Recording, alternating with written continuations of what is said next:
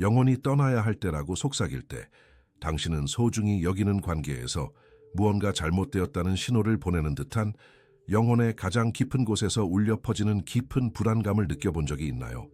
밤중에 잠에서 깨어나 옆에 누가 있더라도 둘 사이에 침묵하는 공허함이 자라나는 것을 느껴본 적이 있나요? 그리고 그 고통이 단순한 괴로움이 아니라 당신 안에 더 큰 인식을 일깨우려는 존재의 오랜 목소리라면 어떨까요? 이 여정에서 당신은 무의식이 보내는 신호들이 어떻게 깊은 자기 인식의 문이 되어 독성 관계를 영혼의 교훈으로 바꾸는지를 발견하게 될 것입니다.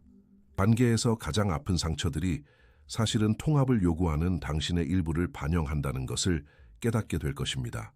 그리고 사랑하는 사람을 떠나보내는 행위가 당신이 경험할 수 있는 가장 신성한 자기애의 의식이 될 수 있는 이유를 이해하게 될 것입니다. 당신이 집착이라고 부르는 것이 어쩌면 당신 자신의 힘에 대한 두려움일 뿐일 수도 있습니다. 시작해 봅시다. 관계는 우리 영혼의 거울이자 우리 내면 세계의 투영입니다. 우리를 해치는 누군가에게 묶여 있다고 느낄 때 우리를 붙잡는 것은 상대방만이 아닙니다. 우리 안에 놓아주기를 거부하는 무언가가 있습니다. 칼 융은 이것을 콤플렉스라고 불렀습니다. 반복적인 패턴 속에 우리를 묶어두는 감정적으로 충전된 에너지의 집합체입니다. 동굴 벽에 춤추는 그림자처럼 이 패턴들은 더 깊은 무언가의 반영일 뿐입니다. 자유로워지는 첫 단계는 춤이 진행되고 있음을 인식하는 것입니다. 집착과 두려움의 오래된 안무입니다. 이것이 바로 영혼이 속삭이기 시작하는 순간입니다. 처음에는 거의 들리지 않는 중얼거림으로, 그 다음에는 끈질긴 부름으로 다가옵니다. 어쩌면 그 사람과 함께 있을 때 가슴이나 위장에 신체적인 불편함을 느낄 수도 있습니다. 혹은 길을 잃거나 익사하는 꿈을 반복적으로 꿀 수도 있습니다. 무의식은 많은 언어를 가지고 있으며 그 모든 언어는 당신을 깨우려 합니다. 또 다른 융의 개념인 동시성이 나타나기 시작합니다. 우연히 독성 관계에 대해 이야기하는 책을 발견합니다. 친구들이 비슷한 이야기를 공유합니다.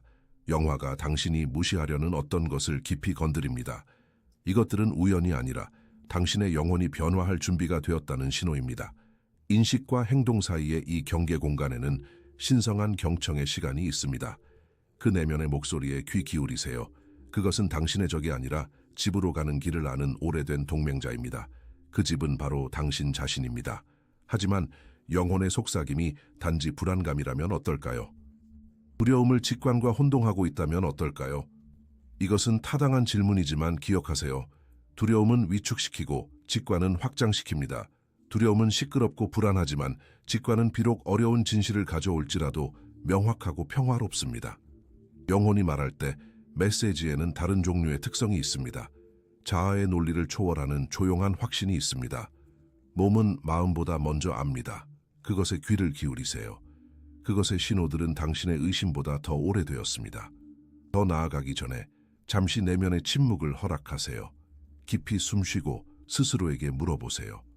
이 관계에 대해 나의 영혼은 내게 무엇을 말하려 하는가?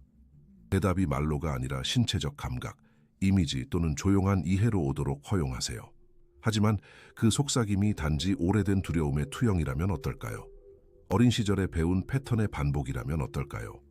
이것이 융 심리학 과정의 아름다움입니다. 기원이 무엇이든 그 부름은 항상 자유롭게 할 수 있는 진리의 씨앗을 포함하고 있습니다. 진정한 자아를 질식시키는 가면들의 극장, 우리 모두는 사회적 가면, 윤기 페르소나라고 불렀던 것을 사용합니다. 이것은 우리가 세상에 보여주는 얼굴, 집단 현실과의 인터페이스입니다. 건강한 관계에서 페르소나는 유연하고 투명하여 우리의 진정한 자아가 빛나도록 합니다. 그러나 독성 관계에서는 위험한 일이 일어납니다. 우리는 점점 더 두껍고 단단한 가면을 사용하기 시작합니다. 숨기는 것을 넘어 질식시키는 가면들입니다. 특정 사람들 근처에서 당신의 행동이 어떻게 변하는지 알아차려 본 적이 있나요? 목소리가 어떻게 더 높아지거나 낮아질 수 있는지, 몸이 수축하거나 생각이 혼란스러워지는지, 이것은 당신의 가면이 너무 무거워지고 있다는 신호입니다. 끊임없이 우리를 깎아내리거나 비판하는 사람과 함께 있을 때 우리는 방어적인 페르소나를 개발하기 시작합니다. 우리를 보호하지만 동시에 우리의 진정한 자아로부터 우리를 고립시키는 감정적 갑옷입니다. 이 가면 뒤에 숨어있는 시간이 길어질수록 우리는 우리가 진정 누구인지 잊어버립니다. 독성 관계에서 우리는 종종 상대방이 우리에게 기대하는 사람이 되려고 노력하다가 길을 잃습니다. 우리는 우리 자신의 것이 아닌 기대에 맞추기 위해 스스로를 조영합니다. 융은 이것을 페르소나의 인플레이션이라고 불렀습니다. 사회적 가면이 우리 자신의 중심보다 더 현실적인 것이 될 때를 말합니다. 이 과정에는 조용한 고통이 있습니다. 매일 조금씩 자신을 배신하는 고통입니다. 그 사람과 함께 있을 때 당신이 어떻게 말하고 어떻게 옷을 입고 어떻게 행동하는지 관찰하세요. 그것이 정말 당신인가요? 아니면 편집되고 검열되고 축소된 당신의 모습인가요? 독성 페르소나는 당신이 쓰는 가면만이 아닙니다. 상대방이 당신에게 강요하는 가면이기도 합니다. 누군가가 지속적으로 당신을 문제야, 까다로운, 과장된 또는 미친 사람으로 낙인 찍을 때 그들은 당신에게 부정적인 페르소나를 고정시키려 합니다. 이것은 미묘한 통제와 조작의 한 형태입니다. 누군가를 지배하는 가장 효과적인 방법은 그들에게 근본적으로 잘못된 것이 있다고 확신시키는 것입니다. 윤은 자기 자신과의 관계가 다른 모든 관계의 기초임을 이해했습니다. 누군가가 우리가 누구인지를 정의하도록 허락할 때 우리는 가장 근본적인 힘을 포기하는 것입니다. 자신을 정의하는 능력 말입니다. 해방의 첫 단계는 당신이 쓰고 있는 가면과 당신에게 씌워진 가면을 인식하는 것입니다. 그것들을 부드럽게 하나씩 벗으세요. 처음에는 무서울 수 있습니다. 벌거벗고 취약하다고 느낄 수 있습니다. 하지만 단순히 당신 자신으로 있는 것에는 형언할 수 없는 자유가 있습니다. 조작하는 사람은 항상 당신의 현실 정의를 통제하려 할 것입니다. 과장하고 그런 일은 없었어. 넌 항상 모든 걸 드라마틱하게 해와 같은 말을 할 것입니다. 이것이 가스라이팅이며 자신의 인식과 정신 상태에 의문을 품게 만드는 조작의 한 형태입니다. 윤근 개별화, 즉 자기 자신이 되는 과정은 무엇보다도 우리 자신의 경험을 신뢰해야 한다고 상기시킵니다. 하지만 가면 없이는 더 이상 자신을 알아보지 못한다면 어떻게 해야 할까요? 그리고 관계 없이는 자신이 누구인지 모를 정도로 너무 깊이 길을 잃었다면 바로 이때 내면의 여정이 진정으로 시작됩니다. 반영의 조각들. 더 이상 상대방에게서 우리 자신을 알아보지 못할 때 가장 깊은 관계에서 상대방은 우리 영혼의 거울이 됩니다.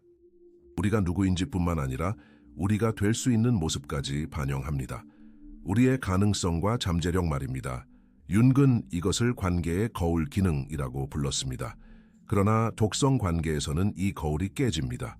우리 자신의 왜곡된 모습만을 반영하는 조각들로 부서집니다. 상대방의 눈에서 더 이상 자신을 알아보지 못하는 느낌을 받아본 적이 있나요? 그 사람이 당신을 보는 이미지가 당신이 느끼는 당신의 모습과 너무 다르다고 느낀 적이 있나요? 이것은 우리가 경험할 수 있는 가장 고통스럽고 혼란스러운 경험 중 하나입니다. 상대방을 통해 자신으로부터 소외되는 느낌입니다. 누군가가 지속적으로 당신의 경험을 인정하지 않거나 당신의 의도를 왜곡할 때 깊은 인지 부조화가 생겨납니다. 우리는 우리 자신의 인식과 감정에 의심을 품기 시작합니다. 깨진 거울은 당신의 이미지를 왜곡할 뿐만 아니라 당신 자신의 정체성 개념을 파편화합니다. 융에게 개별화 과정, 즉 완전히 자기 자신이 되는 과정은 맑은 거울을 필요로 합니다. 사랑, 정직, 수용으로 우리를 반영하는 사람들 말입니다. 건강한 관계에서 상대방의 거울은 우리를 보는 데 도움을 줍니다. 우리 스스로는 볼 수 없는 우리 자신의 부분들, 우리의 그림자까지도 포함해서 말이다. 하지만 그것은 파괴적인 판단 없이 연민을 가지고 행해진다. 거울이 깨지면 우리는 왜곡을 내면화하기 시작한다. 우리는 타인이 우리에게 제공하는 부서진 렌즈를 통해 우리 자신을 보기 시작한다.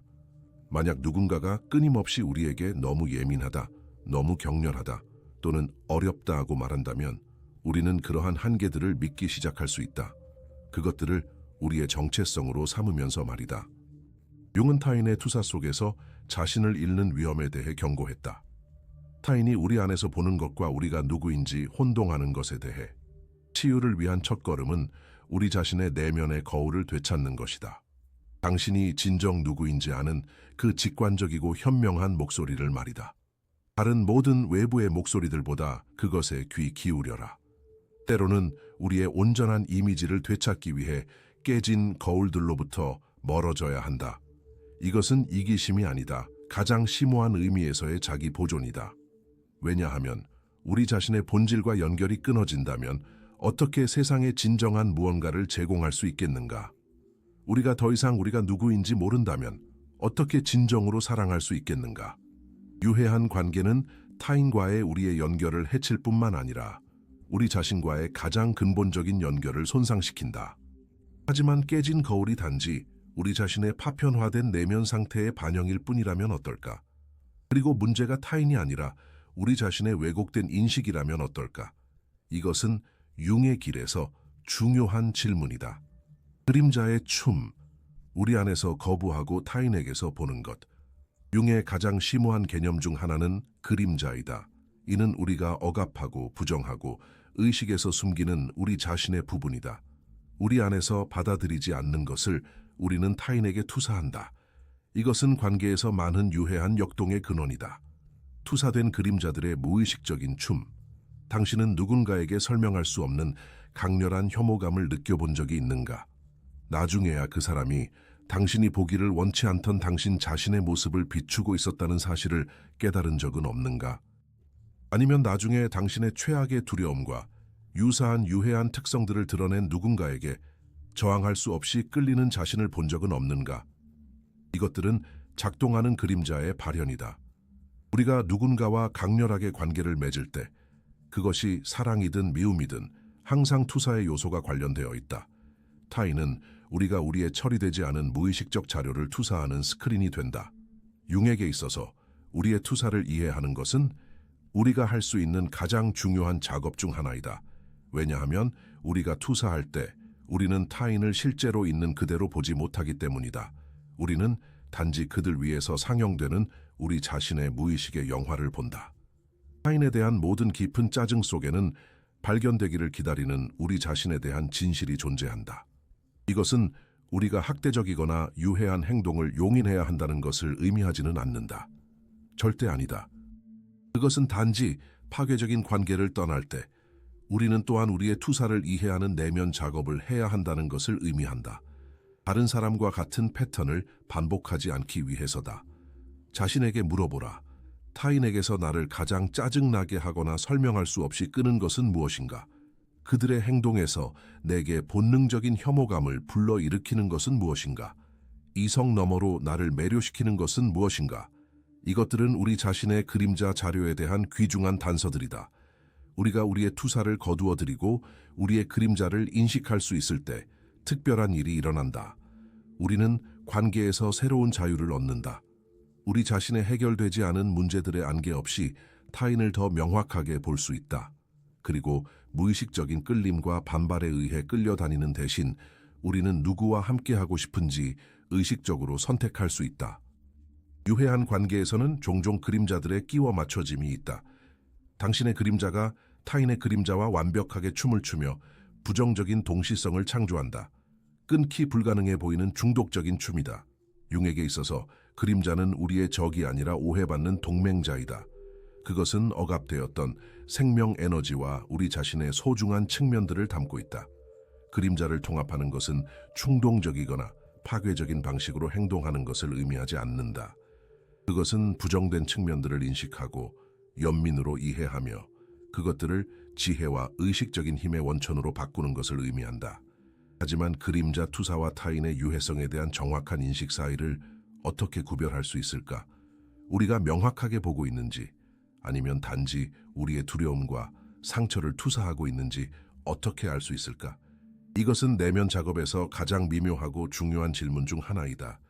내면의 여성성과 남성성의 상처들, 우리 각자 안에는 생물학적 성별과 상관없이 윤기 아니마와 아니무스라고 불렀던 여성적 및 남성적 에너지가 존재한다. 이러한 원형적 에너지들은 우리가 타인 및 우리 자신과 관계 맺는 방식에 깊이 영향을 미친다. 이 내면의 힘들이 상처받을 때 우리의 관계 또한 병든다. 당신은 그것이 항상 고통으로 끝날지라도 반복적으로 같은 유형의 사람에게 끌리는 자신을 알아차린 적이 있는가? 아니면 상대방이 누구든 상관없이 특정한 관계 패턴이 반복되는 것처럼 보이는 것을 알아차린 적은 없는가? 윤근 이것이 당신의 내면의 아니무스 또는 아니마의 상태를 반영한다고 말할 것이다.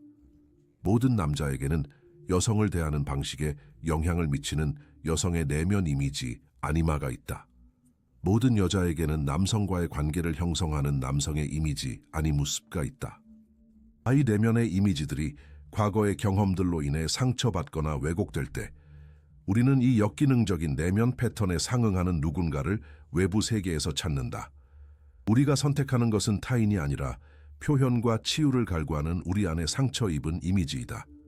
우리에게 해를 끼치는 누군가에 대한 저항할 수 없는 매혹은 종종 우리의 아니무스 또는 아니마의 깊은 상처를 드러낸다. 만약 당신이 학대적인 관계를 보며 자랐다면 사랑과 고통이 분리할 수 없다는 생각을 내면화했을 수 있다. 만약 버림받았다면 무의식적으로 그 버림을 반복하는 사람들을 찾을 수 있다. 윤근 이것을 콤플렉스라고 불렀다. 심리적 상처 주위에 형성되는 감정이 실린 생각과 감정의 복합체. 이 콤플렉스들은 우리 안의 하위 인격처럼 자율적으로 작용하며 종종 우리의 최선의 의도들을 방해한다. 치유의 길은 필연적으로 이 상처 입은 에너지들을 인식하고 통합하는 것을 통해 이루어진다. 우리가 인식하지 못하는 것을 치유할 수는 없다. 우리가 부정하는 것을 변화시킬 수는 없다. 자신에게 물어보라. 당신이 내면화한 여성 또는 남성의 이미지는 무엇인가? 남성과 여성 사이의 관계가 어떠해야 하는지에 대해 당신은 어떤 메시지들을 받았는가? 이것이 당신의 현재 관계에서 어떻게 나타나는가? 여성들에게 있어서 상처 입은 아니무스는 가차없는 비판적인 내면의 목소리처럼 나타날 수 있다. 판단하고 폄하하며 결코 만족하지 않는 내면의 남성적 에너지이다. 이 목소리가 지배할 때 우리는 외부 세계에서 그 비판을 구체화하는 파트너를 끌어들이는 경향이 있다. 남자들에게 있어서 상처 입은 아니마는 자신의 감정 및 취약성과의 왜곡된 관계처럼 나타날 수 있다. 자신의 내면의 감수성에 접근할 수 없는 남자는 종종 그 결핍을 파트너에게 투사하며 그녀를 이상화하거나 악마화한다. 이 내면의 상처들을 치유하는 것은 융의 여정에서 가장 변혁적인 측면 중 하나이다. 우리가 우리의 아니무스 또는 아니마를 통합함에 따라 우리의 관계는 깊이 변화한다. 우리는 더 이상 우리에게 부족한 것을 타인에게서 찾지 않는다. 우리는 더 이상 우리의 내면의 상처들을 파트너에게 투사하지 않는다. 우리는 우리의 투사들의 왜곡 너머로 타인을 실제로 있는 그대로 볼 수 있게 된다. 하지만 우리의 사랑의 선택들이 너무나 오래되어 마치 우리가 누구인지의 일부인 것처럼 보이는 상처들로 인해 결정된다는 것을 깨달을 때 무엇을 해야 할까? 그리고 그 패턴을 깨는 것이 불가능해 보인다면 어떨까? 영혼의 속삭임, 무의식이 드러내는 신호들. 무의식은 항상 우리와 소통하려 노력한다. 꿈, 직관, 신체 감각, 그리고 동시성 싱크로니시티를 통해 우리가 유해한 관계에 있을 때 이 신호들은 강해진다. 그것들은 온전함의 길을 가리키는 나침반과 같다. 그리드와 치유. 당신은 관계에서 무언가에 대해 경고하는 것처럼 보이는 반복적인 꿈을 꾼 적이 있습니까? 아니면 특정 사람과 함께 있을 때만 나타나는 신체 증상, 아니면 당신에게 중요한 것을 보여주려는 것처럼 보이는 의미 있는 우연의 일치? 윤근 무의식에 이러한 신호들에 큰 중요성을 부여했습니다. 그는 우리의 정신이 자기 조절적이며 끊임없이 균형과 통합을 추구한다고 믿었습니다. 우리가 더 미묘한 신호들을 무시하면 그것들은 더욱 강렬하고 극적으로 변하는 경향이 있습니다. 특히 몸은 우리의 관계 건강에 대한 정확한 기압계입니다. 만성적인 긴장, 소화 문제, 지속적인 두통, 수면 장애, 이 모든 것이 우리의 영혼을 병들게 하는 관계의 신체적 발현일 수 있습니다. 의식적인 마음이 진실을 부정할 때 몸은 증상을 통해 그것을 표현합니다. 꿈은 무의식의 또 다른 강력한 언어입니다. 융은 꿈을 의식에 보내는 무의식의 편지로 여겼습니다. 갇히거나 쫓기거나 익사하거나 길을 잃는 반복적인 꿈은 관계에서 감정적으로 어떻게 느끼는지 반영할 수 있습니다. 의식적으로 이러한 감정을 부정하더라도 말입니다. 비인과적으로 연결된 의미 있는 사건인 동시성도 중요한 메시지를 전달할 수 있습니다. 유해한 관계에 대한 정보를 반복적으로 발견하는 것, 해방에 대한 노래를 반복적으로 듣는 것, 비슷한 상황을 겪고 해결책을 찾은 사람들을 만나는 것. 융은 이러한 우연의 일치들을 시간 속의 창조 행위로 보았는데 내면과 외면의 세계가 정렬되어 우리에게 본질적인 것을 보여주는 순간들입니다. 프로이트가 무의식의 표현으로 인정한 실언, 실패한 행동, 겉보기에 비합리적인 행동들도 있습니다. 그 사람과의 약속을 반복적으로 잊는 것, 그 사람이 준 물건을 잃어버리는 것, 그 사람 앞에서만 실수를 저지르는 것. 당신의 무의식은 당신의 의식적인 마음이 들을 준비가 되지 않은 무언가를 말하려고 노력하고 있을 수 있습니다. 이러한 신호에 접근하려면 윤기 초월적 기능이라고 부른 것, 즉 의식과 무의식 사이를 중재하는 능력을 개발해야 합니다. 이것은 내면의 고요함, 마음 챙김, 그리고 우리 정신의 깊은 곳에서 떠오르는 것을 들으려는 의지를 필요로 합니다. 꿈일기를 쓰세요. 몸의 패턴을 관찰하세요. 의미 있는 우연의 일치에 주의를 기울이세요. 시간이 지나면서 당신은 무의식의 상징적인 언어에 대한 더 큰 민감성을 개발할 것입니다. 하지만 신호가 모순될 때 어떻게 해야 할까요? 당신 안의 일부는 머물기를 원하고 다른 일부는 떠나기를 원할 때 이러한 반대들의 긴장은 바로 성장이 일어나는 곳입니다. 치유하는 상처, 내면의 치유자와의 만남, 우리의 가장 깊은 상처 안에는 역설적으로 우리의 가장 큰 치유 잠재력이 숨겨져 있습니다. 융은 상처 입은 치유자의 원형을 설명할 때 이를 인정했습니다. 샤먼, 의사, 치료사, 모든 치유자들은 먼저 자신의 상처를 마주해야 합니다. 유해한 관계에서 우리는 우리의 고통에 대해 상처 입은 자이자 잠재적인 치유자입니다. 가장 큰 관계의 고통이 종종 어린 시절의 상처를 반영한다는 것을 알아차린 적이 있습니까? 버림받음, 거절, 또는 부적절함의 패턴이 반복되는 것처럼 보이는 방식, 이러한 반복은 우연이 아닙니다. 처리되지 않은 자료를 의식으로 가져와 궁극적으로 통합되고 치유될 수 있도록 하려는 정신의 시도입니다. 윤은 이것을 반복 강박이라고 불렀습니다. 즉, 우리는 다른 해결책을 찾기를 바라면서 무의식적으로 고통스러운 상황을 반복합니다. 그러나 진정한 치유는 무의식에 있는 것을 의식하게 만들 때만 찾아옵니다. 패턴을 인식하고 그 안에 있는 우리의 역할에 대해 책임을 질 때. 당신이 무시하는 상처는 그림자 속에서 당신의 삶을 계속 지배합니다. 이것이 융 심리학의 가장 변형적인 측면 중 하나입니다. 즉, 우리의 상처가 우리의 가장 큰 힘과 지혜의 씨앗을 담고 있다는 생각입니다.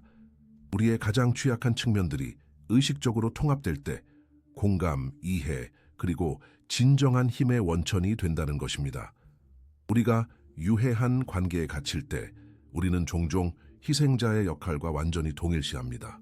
또는 다른 극단에서는 우리의 고통을 완전히 부정합니다. 두 가지 입장 모두 진정한 치유를 방해합니다. 윤은 우리를 세 번째 입장, 즉 우리 자신의 경험에 대한 자비로운 증인의 입장으로 초대합니다. 고통과 완전히 동일시하지도 않고 고통을 부정하지도 않는 입장입니다. 우리 안팎에서 무슨 일이 일어나고 있는지 판단 없이 명확하게 관찰할 수 있는 입장입니다. 이것이 내면의 치유자가 깨어나는 입장입니다. 스스로에게 물어보세요. 이 고통스러운 상황이 나에게 무엇을 가르치려 하는가? 이 어려움을 통해 나 안에 어떤 부분들이 관심과 통합을 요청하고 있는가? 이 경험을 나의 성장을 위한 촉매제로 어떻게 사용할 수 있는가? 융은 고통 없이는 정신적 성장이 없다고 믿었습니다.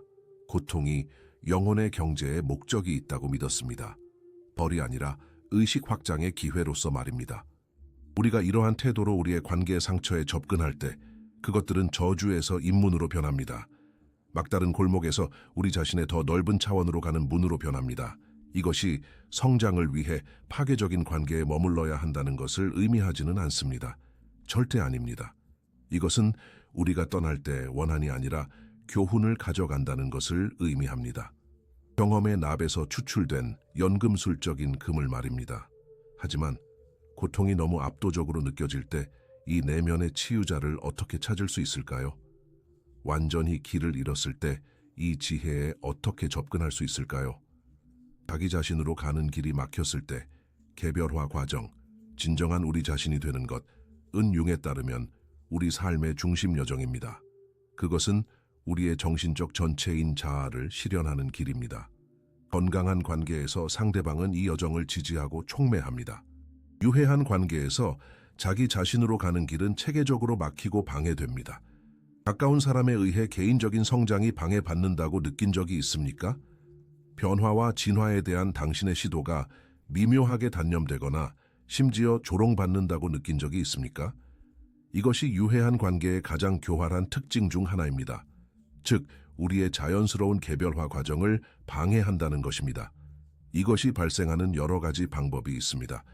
우리의 자신감을 훼손하는 끊임없는 비판을 통해서, 상호 성장 대신 경쟁을 자극하는 불리한 비교를 통해서, 우리의 변화 이니셔티브에 대한 미묘한 방해를 통해서, 또는 더 해로운 방식으로 우리의 안녕과 성장을 우선시할 때마다 죄책감을 유발함으로써 당신의 영혼이 성장할 수 없는 곳에 머무르는 것은 영적인 자살의 한 형태입니다.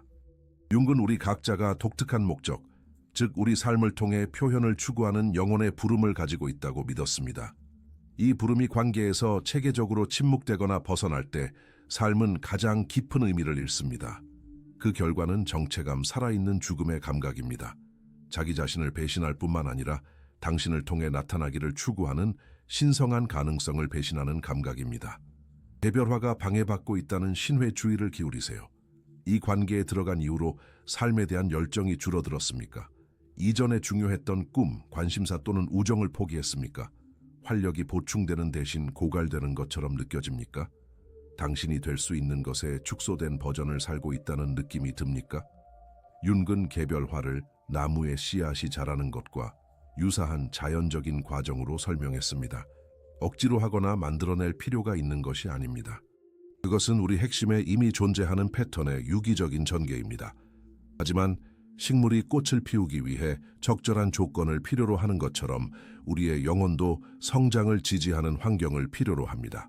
유해한 관계에서는 이러한 조건들이 결핍, 빛 대신 끊임없는 비난이 있고 영양분 대신 감정적 조작이 있으며 성장할 공간 대신 질식시키는 통제가 있다.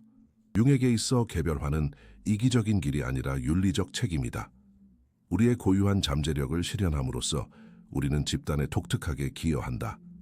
이 과정을 막으면 우리는 자신을 해칠 뿐만 아니라 세상에 우리의 특별한 재능을 빼앗는 것이다. 우리는 종종 상대를 다치게 할까봐 두렵거나 왜곡된 책임감 때문에 유독한 관계에 머문다. 그러나 융은 우리의 첫 번째 책임이 우리의 전체 정신의 조직 중심인 자기 셀프에 대한 것임을 상기시킨다. 우리가 이 중심을 존중할 때 우리의 모든 관계는 변화한다. 이기적인 방식이 아니라 우리 주변의 모든 사람에게 이로운 깊은 진정성으로부터. 개별화를 막아 관계를 유지하려 할 때 당신은 그 관계 안에 진정으로 존재하지 않는다는 것을 깨달아야 한다. 당신은 왜곡되고 비진정적인 자신을 제공하고 있다. 그리고 그것은 사랑의 행위가 아니라 희생으로 위장된 두려움의 행위이다. 진정한 사랑은 결코 우리가 누구인지를 축소시키라고 요구하지 않는다. 오히려 우리 자신을 더욱 온전하게 만들도록 초대한다. 하지만 모든 관계의 정상적인 어려움과 우리의 개별화를 방해하는 유독한 방해를 어떻게 구별할 수 있을까? 관계를 변화시켜야 할 때와 관계를 떠나야 할 때를 어떻게 알 수 있을까? 상처를 지혜로 바꾸기, 통합의 여정. 유독한 관계에서 얻은 상처는 단지 고통스러운 흉터일 필요는 없다. 그것들은 깊은 지혜와 자기 인식의 원천으로 변모될 수 있다. 이것이 윤기 통합이라고 불렀던 연금술적 과정, 즉 고통을 확장된 의식으로 바꾸는 과정이다. 큰 관계적 어려움을 겪었지만 그것을 처리하는 내면의 작업을 한 사람들이 종종 독특한 깊이와 지혜를 발전시키는 것을 본 적이 있는가? 확장된 연민, 분별력, 진정성을 발휘하는 능력을, 이것은 상처의 성공적인 통합의 결과이다. 융은 통합 과정을 반복되는 닫힌 원이 아니라 상승하는 나선으로 보았다. 나선의 각 회전에서 우리는 비슷한 주제를 다시 방문하지만 더 높은 수준의 의식에서. 따라서 관계적 고통은 단지 극복해야 할 것이 아니라 새로운 수준의 이해를 위한 촉매제가 된다. 상처를 지혜로 바꾸는 첫 번째 단계는 우리의 상처에 완전한 의식을 가져오는 것이다. 트라우마를 다시 살기 위함이 아니라 연민과 명료함으로 그것을 증언하기 위함이다. 우리의 상처는 우리가 그것들을 의식의 빛으로 가져올 때 신성해진다. 이 과정은 용기를 필요로 한다. 고통스러운 것을 바라보는 용기, 부정되었던 것을 명명하는 용기, 억압되었던 것을 느끼는 용기. 융은 이것을 그림자와 친구가 되기라고 불렀다. 즉 우리 자신의 부정되고 상처 입은 측면과 의식적인 관계를 맺는 것이다. 우리가 이러한 상처 입은 부분들을 통합함에 따라 내면의 공간이 열린다. 우리 자신 및 다른 사람들과 새로운 방식으로 관계를 맺을 수 있도록 하는 수용과 이해의 공간이다. 이것이 진정한 자유이다. 흉터가 없는 것이 아니라 그것들을 빛의 원천으로 바꾸는 것이다. 스스로에게 물어보라. 이 어려운 관계를 통해 나는 나 자신에 대해 무엇을 배웠는가? 이전에 알지 못했던 나의 어떤 부분이 드러났는가? 내가 가지고 있다고 알지 못했던 어떤 내면의 힘을 발견했는가? 가장 고통스러운 경험 속에도 지혜의 씨앗이 싹트기를 기다리고 있다. 중요한 것은 희생자 의식의 이야기에 갇히지 않고 성급하게 잘못된 긍정으로 뛰어들지 않는 것이다. 융의 길은 더 깊고 더 정직하다. 고통의 현실을 인정하면서 그 안에 숨겨진 의미를 찾는다. 이 과정에서 강력한 도구는 꿈, 능동적 상상, 예술적 표현 또는 성찰적 글쓰기를 통한 무의식과의 능동적인 대화이다. 우리가 내면의 자료와 의식적인 관계를 맺을 때 윤기 초월 기능이라고 불렀던 변형 과정을 시작한다. 즉, 희생자와 가해자, 사랑과 증오, 애착과 거부의 대립을 초월하는 세 번째 위치의 출현이다. 이 세 번째 위치는 지혜, 성숙한 연민, 명확한 분별력의 자리이다. 이는 관계적 상처의 성공적인 통합의 열매이다. 그러나 고통이 너무 커서 통합할 수 없을 때 어떻게 해야 할까? 상처가 너무 깊어서 우리를 영구적으로 정의할 위협을 가할 때 어떻게 해야 할까? 신성한 포기, 놓아주는 것이 자기 사랑의 행위일 때 여정에는 포기가 필수적일 뿐만 아니라 신성한 것이 되는 순간이 있다. 자기 자신과 당신을 통해 표현되기를 원하는 삶에 대한 깊은 충실의 행위이다. 윤근 영혼의 성장을 위해 특정 희생이 필요하다는 것을 이해했다. 우리의 개별화의 길을 나아가기 위해서는 특정 애착이 해방되어야 한다. 합리적인 마음이 여전히 머물 이유를 찾고 있을 때에도 관계를 놓아줄 때라는 깊고 거의 육체적인 확신을 느껴본 적이 있는가? 모든 사랑과 공유된 역사에도 불구하고 머무는 것이 당신 자신의 영혼에 대한 배신이 될 것이라고 당신 안에 무언가가 아는 그 순간을, 이것이 신성한 포기의 순간이다. 포기라는 단어는 포르투갈어에서 이중적인 의미를 지닌다. 뒤에 남겨두다를 의미할 수도 있지만 완전히 항복하다를 의미할 수도 있다. 여정의 이 중요한 순간에 두 가지 의미가 수렴된다. 우리는 유독한 관계를 포기하고 동시에 우리가 누구이며 무엇을 마땅히 받아야 하는지에 대한 더 깊은 진실에 항복한다. 우리를 축소시키는 것을 포기하는 것은 우리를 확장시키는 것을 위한 공간을 여는 것이다. 이 순간은 특별한 종류의 용기를 필요로 한다. 대결과 최후 통첩의 시끄러운 용기가 아니다. 하지만 어렵게 요구하더라도 영혼의 목소리를 듣고 존중하는 조용한 용기이다. 앞길이 불확실하거나 외로워 보이더라도. 윤근 이것을 도덕적 용기라고 불렀다. 즉 일시적인 상실, 불확실성 또는 고통을 수반하더라도 내면의 진실에 충실할 수 있는 능력이다. 외로움, 판단, 변화에 대한 우리의 두려움은 종종 우리 삶에서 이미 그 목적을 다한 관계에 우리를 가두어 둔다. 그러나 융은 정신이 목적론적이라고 상기시킨다. 즉, 우리의 고유한 잠재력을 펼치는 목적을 지향한다. 관계가 이 펼침을 지속적으로 방해할 때 영혼은 항의하기 시작한다. 처음에는 속삭임으로, 그 다음에는 비명으로. 그것을 들어라. 신성한 포기는 거의 충동적인 결정이 아니다. 그것은 진실을 인식하고 받아들이는 오랜 내면 과정의 정점이다. 관계적 영역에 대한 정직한 지도 작성, 결실을 맺지 못한 진정한 변화 시도들. 이것이 다른 사람을 거부하는 행위가 아니라 자기 자신에 대한 충실의 행위라는 점에 유의하는 것이 중요하다.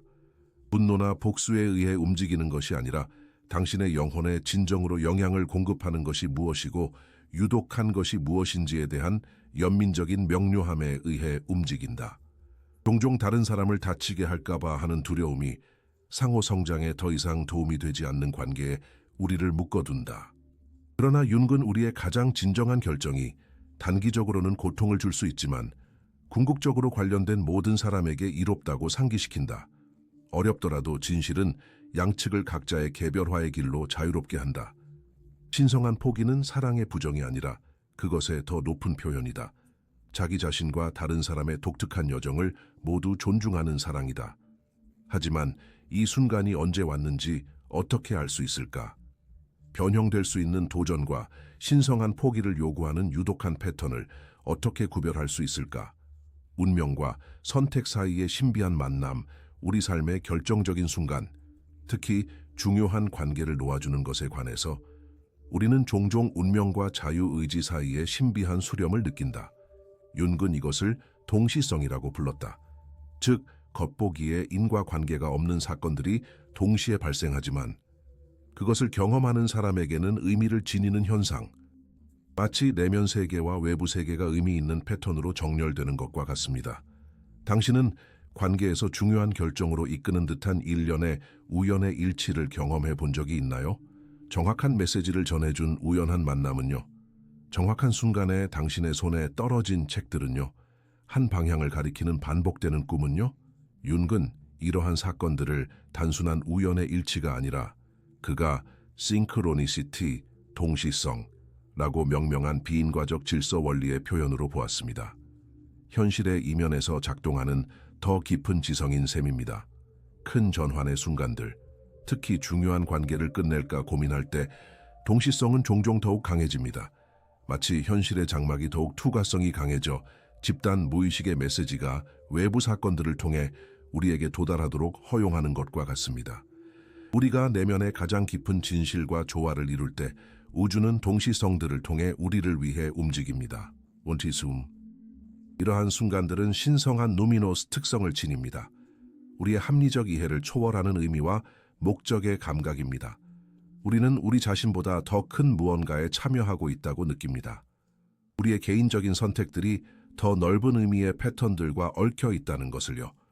윤근 이러한 순간들에 우리가 자기 셀프와 접촉하고 있다고 믿었습니다.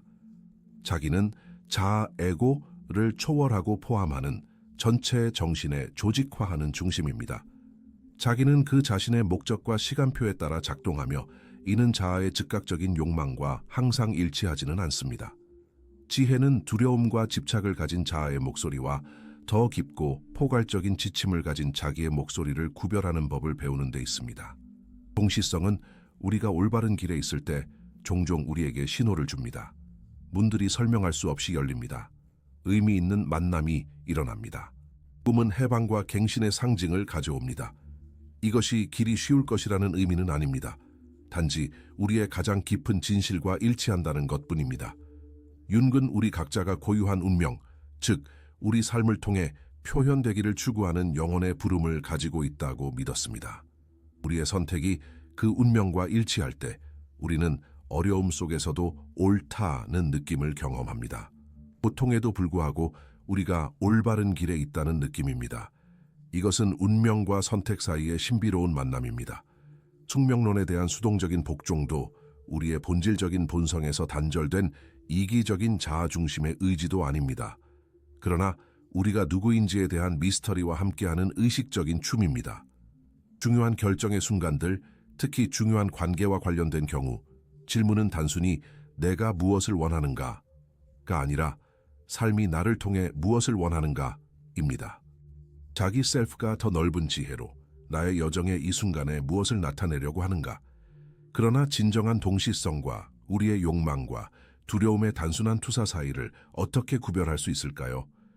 우리가 정말로 자기 셀프와 일치하는지 아니면 단지 자아중심의 충동을 따르고 있는지를 어떻게 알 수 있을까요? 물을 통한 변형, 이별 속에 숨겨진 황금, 융을 그토록 매료시켰던 고대 연금술사들은 변형에 앞서는 해체, 부패, 혼돈의 단계인 흑화 작업, 링레도에 대해 말했습니다. 중요한 관계의 끝, 특히 독성이 되어버린 관계의 끝은 바로 이러한 종류의 연금술적 과정입니다.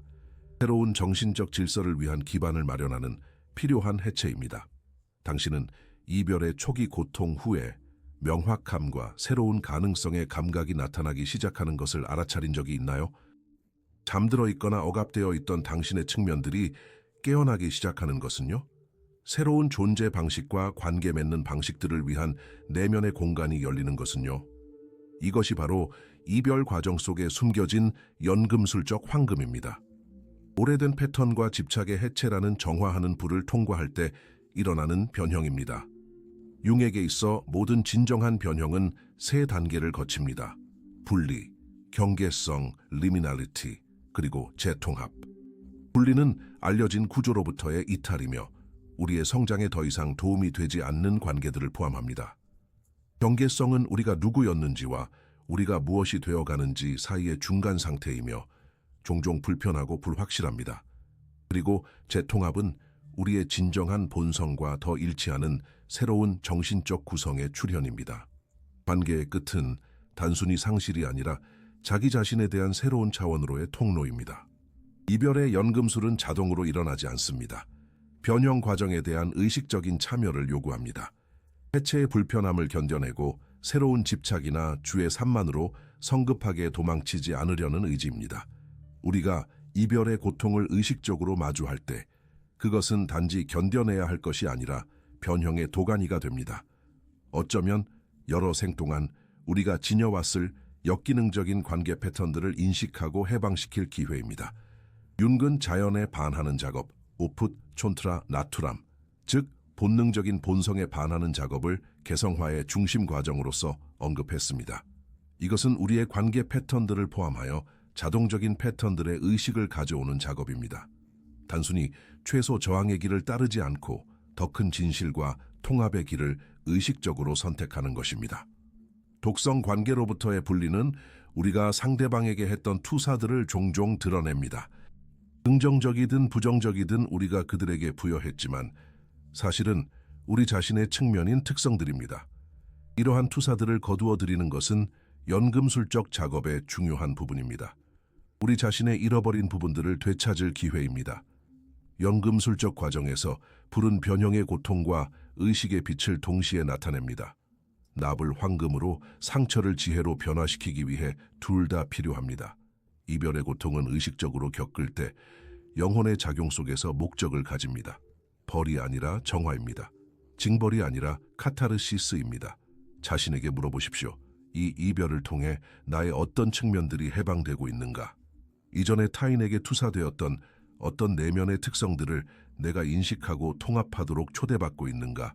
이 해체 과정으로부터 어떤 새로운 정신적 구성이 나타나고 있는가?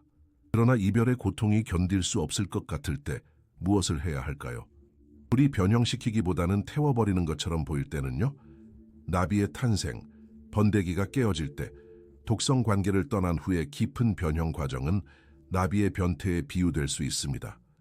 어둡고 겉보기에는 움직이지 않는 번데기 안에서 조용한 기적이 일어나고 있습니다. 애벌레는 문자 그대로 용해되어 일종의 생물학적 수프가 된 다음 완전히 새로운, 날 수 있는 존재로 재구성됩니다. 윤근 이러한 자연 과정을 정신적 변형을 위한 완벽한 은유로 보았습니다.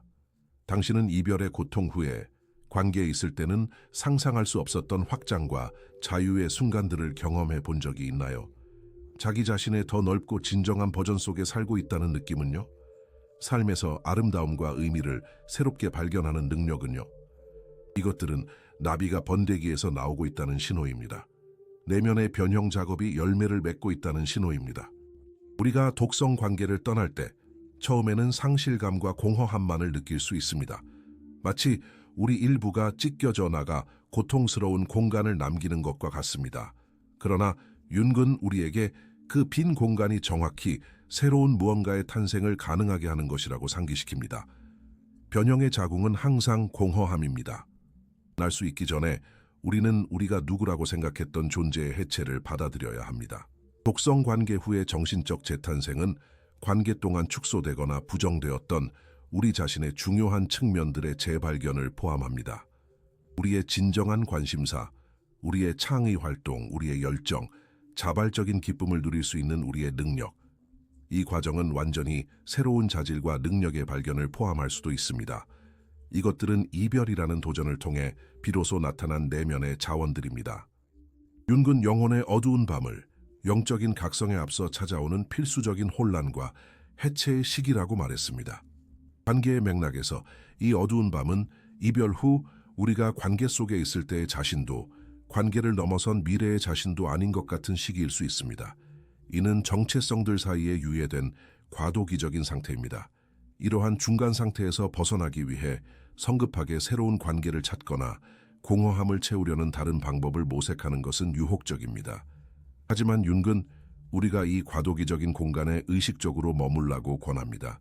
연금술적인 과정이 스스로 완성되도록 내버려 두라고 말이죠. 나비의 날개가 완전히 형성되기도 전에 그 탄생을 서두르지 말라는 것입니다. 이 과정에서 강력한 도구 중 하나는 적극적 상상입니다. 즉, 무의식의 인물이나 에너지들과 의식적으로 대화하는 능력입니다. 이미지와 직관이 자연스럽게 떠오르도록 허용하고 그것들을 변형 과정의 동반자로 여기며 교류하는 능력 말입니다. 스스로에게 물어보세요. 이 경험을 통해 나는 어떤 사람이 되어가고 있는가? 비록 아직 완전히 볼 수는 없지만 내게서 어떤 새로운 날개가 자라고 있는가?